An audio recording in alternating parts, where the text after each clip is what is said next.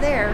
He's somewhere in there. Just have to wait. Deanna McDonald hasn't seen her son in over a year. They're asking him for the phone number of my husband. They're asking for a postal code. He had her address, but I guess there's a couple things missing, so they're going through a full form, and he needs to have everything on there.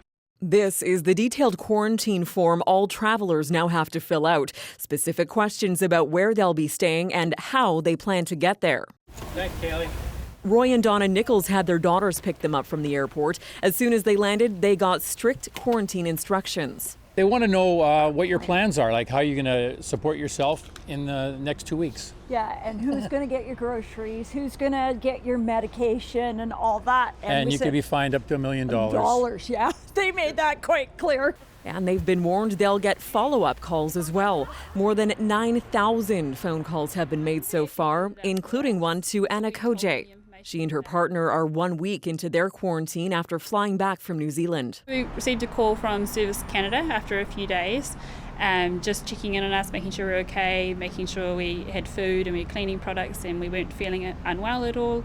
But the BC government says about 500 calls were not returned, so police were sent to their doorsteps. And so a local officer would knock on their door and say, hey, the province has been trying to get a hold of you.